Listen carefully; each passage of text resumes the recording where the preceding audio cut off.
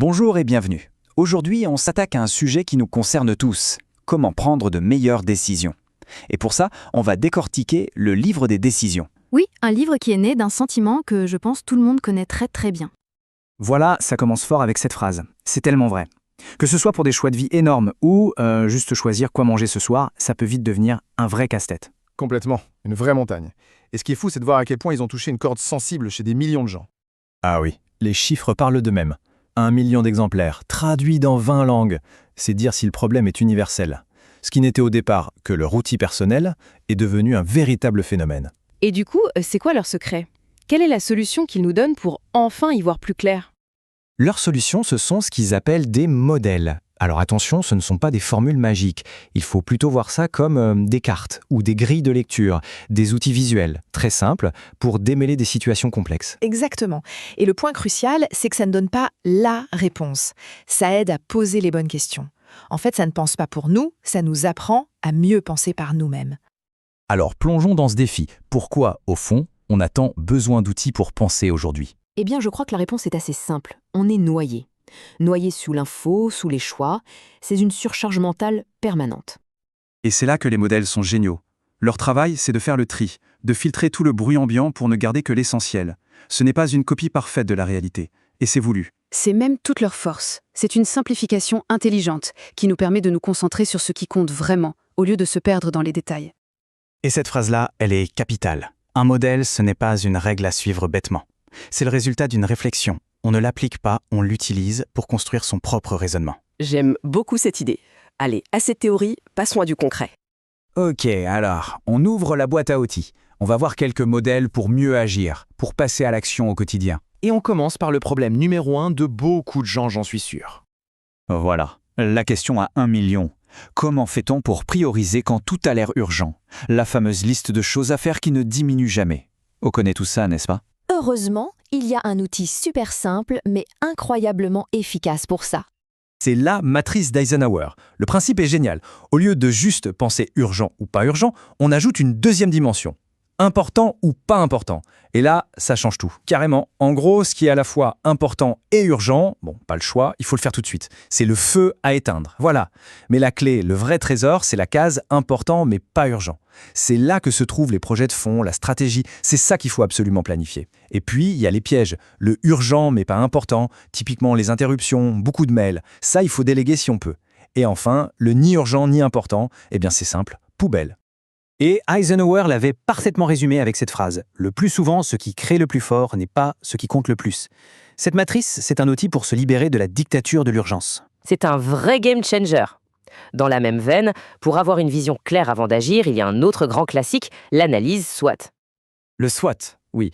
Force, faiblesse, opportunité, menace. On pense tout de suite au monde de l'entreprise, mais en réalité, ça marche pour n'importe quel projet, même un projet personnel. Absolument. Et son histoire est super intéressante. Elle explique bien pourquoi c'est si utile. En fait, ça vient d'une étude de Stanford dans les années 60. Ils ont regardé les plus grandes entreprises américaines et ils ont fait un constat un peu dingue. Plus d'un tiers de leurs objectifs tombaient à l'eau. Et le problème, ce n'était pas un manque de talent ou de moyens. Non, le problème, c'était le flou. Ils ne savaient pas vraiment pourquoi ils fixaient ces objectifs. Le SWOT a été inventé pour obliger à mettre les choses au clair dès le départ. Alors là, on passe à un modèle qui va un peu à l'encontre de nos intuitions. C'est le paradoxe de la confiture. Imaginez une expérience. Un stand propose 24 sortes de confitures. Il attire beaucoup de curieux, 60% des passants s'arrêtent. Jusque-là, tout va bien. Mais à côté, un autre stand n'en propose que 6. Il attire un peu moins de monde. Sauf que, au moment de passer à la caisse, c'est le jour et la nuit. Sur le stand avec plein de choix, à peine 2% des gens achètent. Sur le petit stand, c'est 30%. La leçon, elle est hyper claire. Trop de choix tue le choix. L'abondance, ça finit par nous paralyser. Morale de l'histoire, pour mieux décider, parfois il faut commencer par élaguer, par réduire le nombre d'options. C'est un principe très puissant. Bon, on a vu des outils pour l'action, maintenant le livre nous propose aussi des modèles pour mieux se comprendre soi-même. Oui, on change un peu de registre. Après les outils pour faire, on passe à des outils pour être. Des modèles pour l'introspection, pour mieux se connaître. Et pour ça, les auteurs nous posent une question assez troublante, je trouve. Voilà la question. Que savent les autres de nous que nous ignorons nous-mêmes? C'est un peu vertigineux quand on y pense. Cette idée qu'une partie de nous est un livre ouvert pour les autres, mais pas pour nous. Exactement. C'est le concept de l'angle mort. Et pour mettre de la lumière là-dessus, il y a un outil génial qui s'appelle la fenêtre de Johari.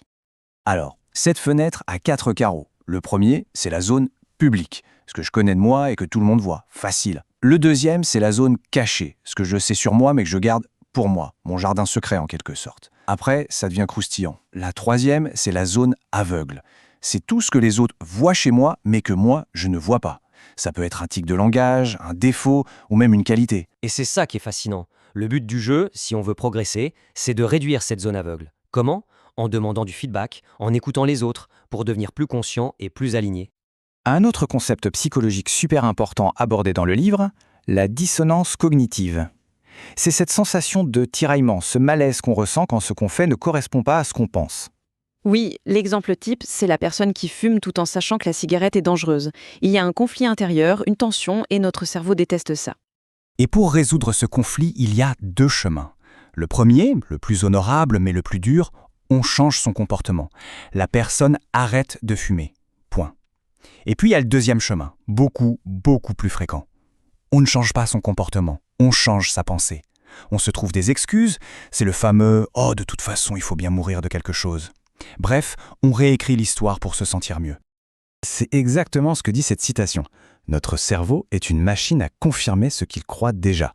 Le simple fait de savoir que ce mécanisme existe, cette tendance à l'auto-justification, c'est un énorme pas en avant pour prendre des décisions plus lucides. Oui, pour être plus honnête avec soi-même. Et au fond, c'est un peu ça la conclusion de tout le livre. En résumé, ce livre ne nous dit pas quoi penser. Il nous donne des outils pour penser. Chaque modèle est un point de départ, une structure pour notre propre réflexion, pas une solution miracle. C'est ça. L'idée, c'est de se construire sa propre boîte à outils mentale. Et le livre se termine en ouvrant sur une question très actuelle qui nous projette dans le futur.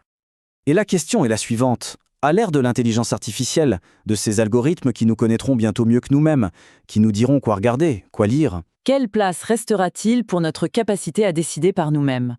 Quelle place pour ces outils de la pensée, si humains face à la machine ? Le livre ne répond pas, mais il pose la question, et c'est un excellent sujet de réflexion pour nous tous.